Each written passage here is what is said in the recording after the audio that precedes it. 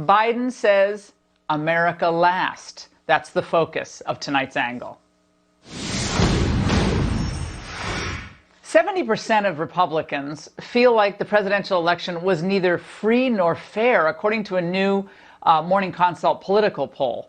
Now, of that group, 78% believe mass mail-in voting led to widespread fraud. 72% of that group think the ballots were tampered with. But nevertheless, Biden is pretending that the election has been certified and that all legal challenges have been resolved. He isn't committed to addressing voting irregularities or restoring faith in our elections, but he is committed to restoring the world's faith in America as essentially a blank check. I'm letting them know that America's back. We're going to be back in the game. It's not American alone. Number one, I've had the opportunity to speak with now 6 world leaders. The reception and welcome we've gotten around the world from our allies and our friends has been real. So I feel confident that when he says we're back, first of all, has he seen the economic numbers? Well, he means that he'll continue the ignoble tradition of subverting U.S. sovereignty by selling out American workers to a world order where key decisions are made overseas with little to no accountability to the U.S. Citizens here.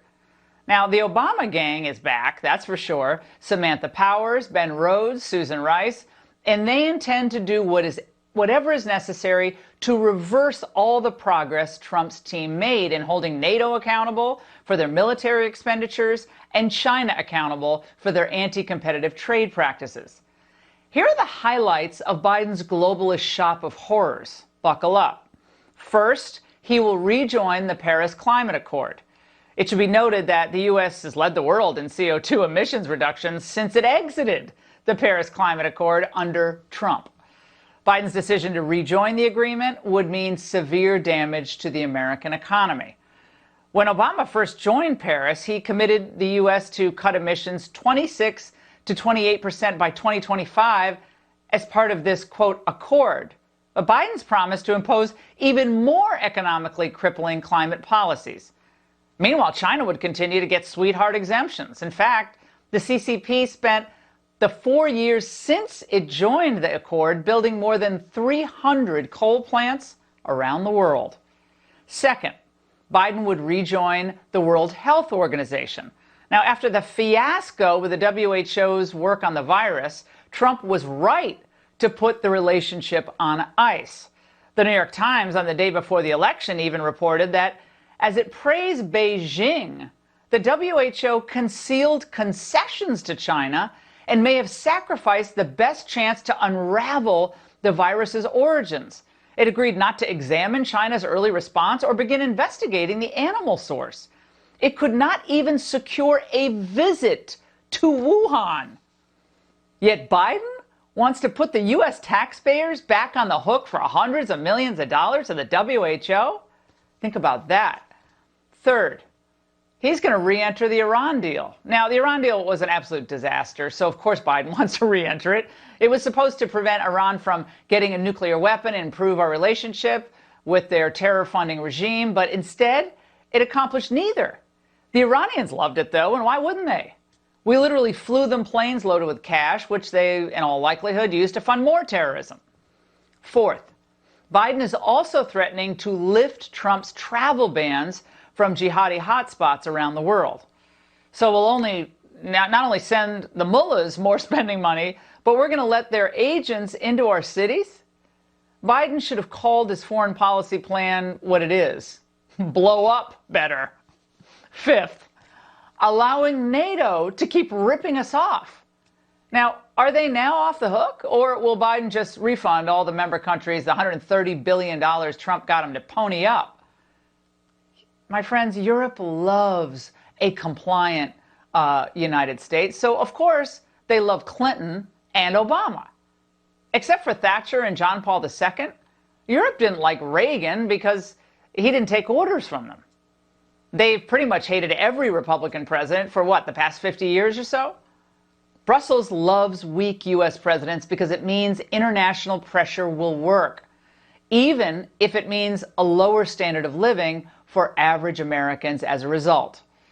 The EU is already salivating over what a Biden presidency means for the WTO, too. French Trade Minister Franck Riester is already making bold requests of Biden.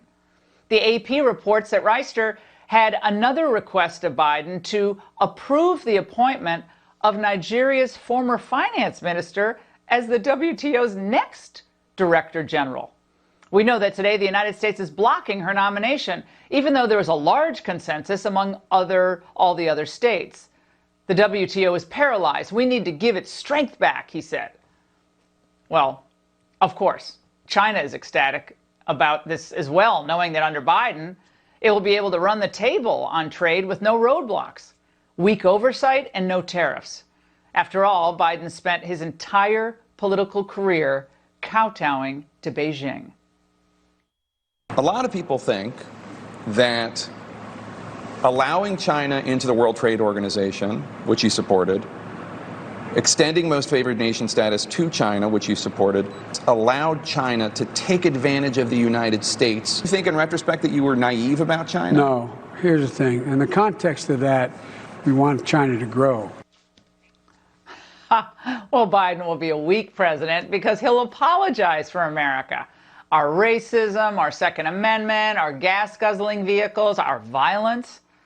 Is that what America thought it was getting by voting for him? Most probably didn't think much about foreign policy at all, which is unfortunate. In Trump, we have a president who will always put America's interests first, period. But Biden, like Obama before him, is embarrassed by the very idea of American exceptionalism. Remember, if you think America is systemically racist, how can America be exceptional? Answer, it can't. This lurch backward for America remains, it is just once again how important these Georgia Senate races are. We need the ability to hold hearings on all the globalist nonsense that they're going to be pulling, and where possible, threaten to gum up the funding of it. And just for the record, despite the president-elect backdrop and media shout-outs, the final state tallies are not yet in, and President Trump has yet to concede anything. What do you say to the Americans that are anxious over the fact that President Trump has yet to concede and what that might mean for the country? Well, I just think it's an embarrassment, quite frankly. How do you expect to work with Republicans if they won't even acknowledge you as president-elect? They will. Not if the final votes don't go your way or if widespread voter fraud is established, which will take time. And Team Biden's presidential posturing and daily COVID briefings won't do anything to hasten that timeline. And that's the angle.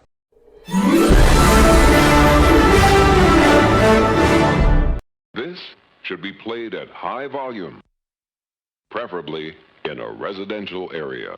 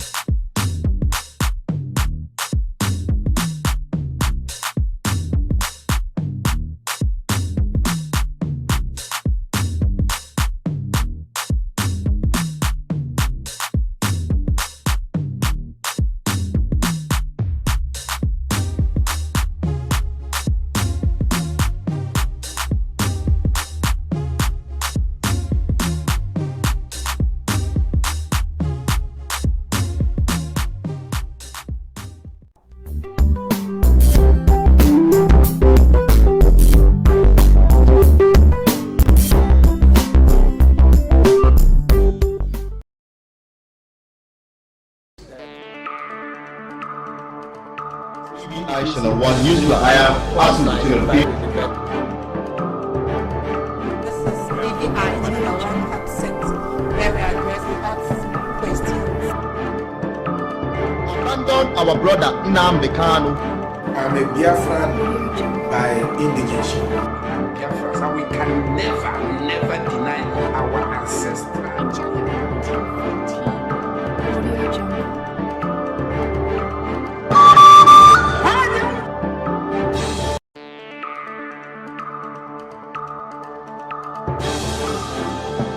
This is BVI Channel 1.